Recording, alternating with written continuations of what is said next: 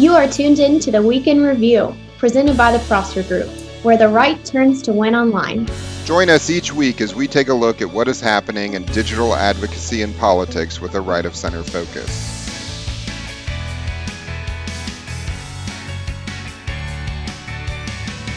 You are listening to the Prosper Group Week in Review podcast. I'm Dan Huber with Caroline Alexander. As always, we have a jam-packed episode today. We're going to cover some selfie video tips for small dollar fundraising, and then an important action item at the end that campaigns often overlook. We have a lot to cover, so let's get started.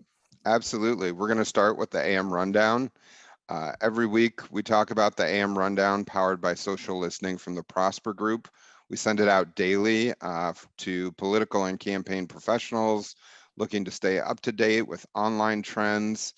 Included in the updates are daily best digital practices. So let's get started. Here's what we're tracking.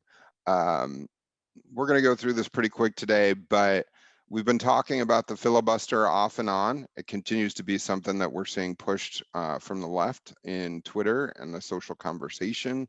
That conversation's up 214% this week at about 423,000 mentions. That's pretty significant. And I think part of this is just, the continuing Democratic push, the state of the environment, and, a little slower week going on and other things in politics, but also, continuing conversation around mansion, voting rights, those sort of things. Moving on, gas prices. So this is something we've been watching since spring, and partially because of the anticipation around inflation and rising gas prices. We hit a new 7-year high, but we were actually down 48% this week. And I think the big reason behind that is that last week was the 4th of July week, and the conversation went up significantly. It increased 104% last week. We didn't have this conversation, so I thought you'd be interested to know that. And it hit about 103,000 tweets. But the 4th of July is always one of the biggest driving weekends in the United States. So it's not really a big surprise that the conversation increased significantly. Moving on, Biden SMS. So this is something we started watching this week. On Monday, a news report came out from Politico talking about the administration looking into text messages, working with the cell carriers to look at individuals' text messages to limit the spread of misinformation about COVID. Lots of privacy concerns about that intent from the administration. And so we've seen a 963% increase in the conversation around Biden text messaging, Biden SMS. And I think we're going to watch that for a few more days. It's probably going to trail off, but certainly raises some kind of big government, big brother, black helicopter concerns amongst the online environment. Another big thing coming on Monday, we've been following Texas Democrats. So the Texas House Democratic delegation fled the state to Washington, D.C.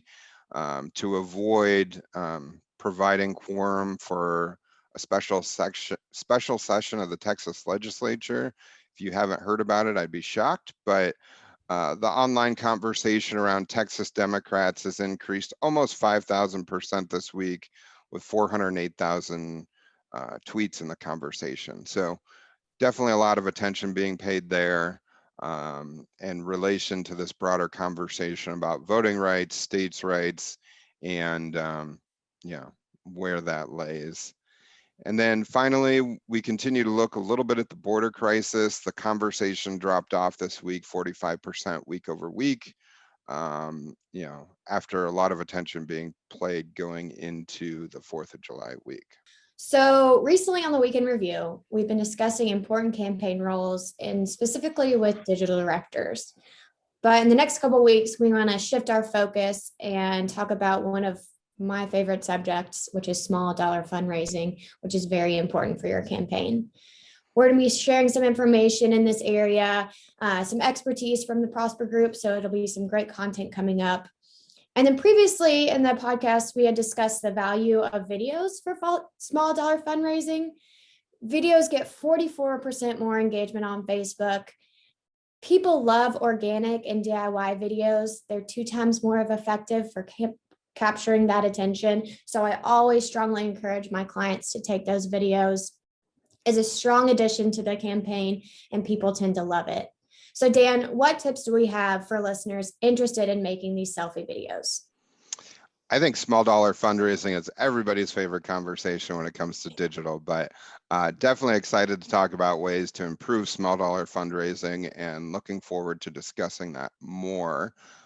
So I have 5 tips we put together earlier this year for making great fundraising selfie videos, and we're going to go through those real quick, and then I'll share a link to that blog in the podcast notes so everybody can access that and go back and read a little bit about fundraising through selfie videos, which we've had some clients do really well, and I think everybody's really familiar with Bernie Sanders.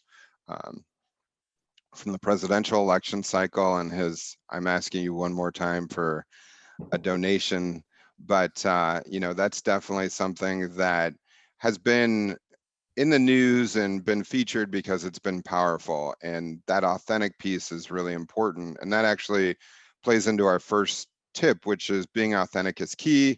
um, you don't need a bunch of people. You don't need a full video crew to make a fundraising selfie video. In fact, if you can hold it yourself, like a selfie video with your phone, that's great.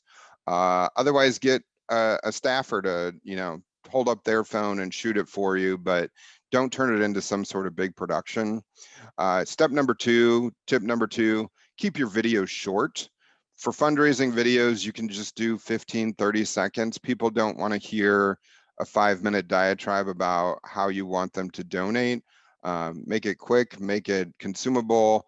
And particularly, we would encourage you for successful videos to promote those posts, and 15, 30-second videos do really well there. They can be a little bit longer, a little bit shorter, but that's what I would aim for.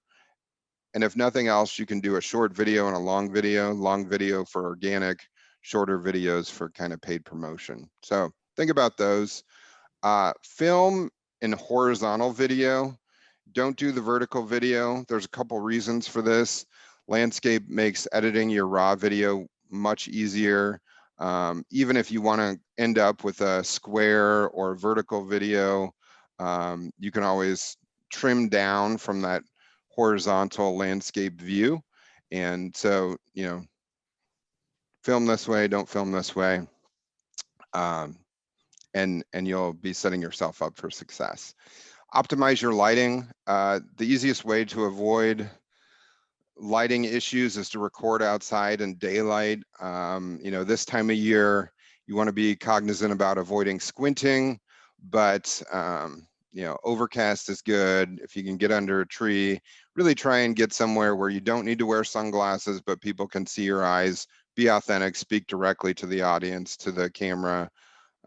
Break that fourth wall if you have a theater background, but also try and avoid things like wind noise. If you have to film inside, look for an area where you can get natural light coming out of a window. But try and make sure that you can get a good visual from a lighting standpoint. That'll make a difference, and everybody wants to see your smiling mug. So number five tip, state your call to action. Be very clear, be very deliberate, and have one call to action. So my call to action today is use fundraising selfie videos. Your call to action might be click the donation button and donate now at least $20.21 for 2021.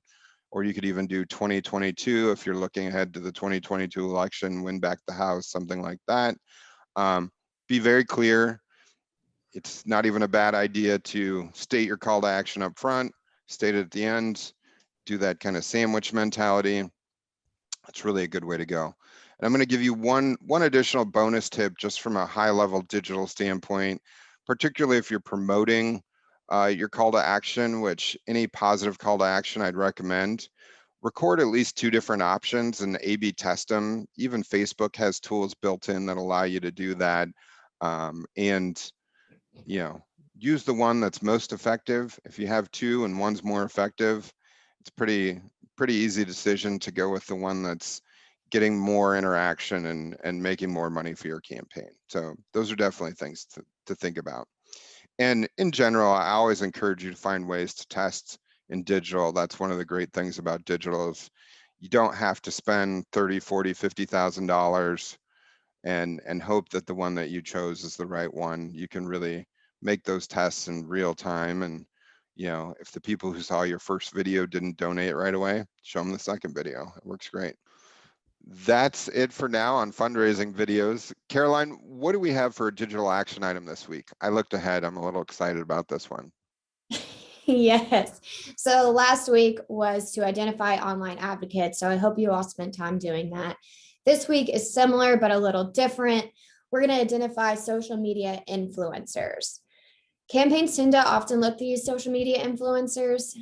Typically and traditionally, you think of influencers as newspaper reporters, radio hosts, TV reporters. But since people are on social media a lot more often now, we want to look to connect with these influencers a lot more. So your action item is to make a list of these influencers who are important to you. I mean, if you're on social media, you see these people often tweeting, often commenting with a lot of followers on it. These people are typically, you want to be in your target audience and interacting with the people in your target audience. And often they share their perceptions and opinions, good or bad, agree or not. You want someone who's in the media, talking, active. It could be a podcaster. It could be a lot of different things. It could be someone often in Twitter, Facebook, whatever it could be. Get creative, get thinking. But I also think it's important to recognize the size of your office, what you're running for. If you're running for city council, maybe don't expect 1.5 million follower influencer to have your backing, but there's a lot of local influencers who could help you. So when you start by making your list, look at the Twitter accounts, look at the followers, look at the likes, look at the number of people interacting with them, and then make that list. Write their accounts down, write the number of followers. But once you have that list, then prioritize by the size of the audience. And then it's time to reach out to them. Ask them, what can I do for you? How can I interact? How can we help each other? They're going to be willing to interact and discuss because that's part of their job and part of what they like to do and why they're in this sphere. So connect with them, talk with them, make your list. This is all just about increasing your exposure to the audience. Yeah, I love this. And thank you, Caroline. This is such a great way to do kind of some organic networking and, really kind of bring the earned media side to social media. And as you're doing this research, I'd also throw in there, if you run across like foils or flamethrowers, people who either boil your skin or the skin of people who follow you. I think about the AOCs of the world, the Adam Schiffs, people who are out there saying things that are very provocative to us as, conservatives, right of center people.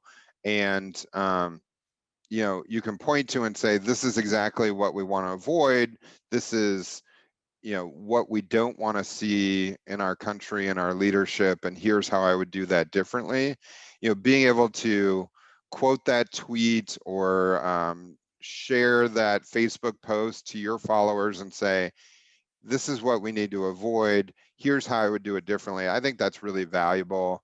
But also, thinking about how you would engage with your influencers, whether it's sharing content they put out that's of value so that they see you're paying attention to them and engaging with them, but really looking how you can kind of create synergy between you and those influencers that you align or agree with, or just have a relationship with your audience. I think that's important too. So anyhow, that's really going to wrap things up for us this week. Thank you so much for listening. Next week, we'll have more on small dollar fundraising for you. We'll see you next week. You can find our Prosper Group Weekend Review podcast on Apple Podcasts, Spotify, and Google Podcasts. If you like the show, please subscribe and share.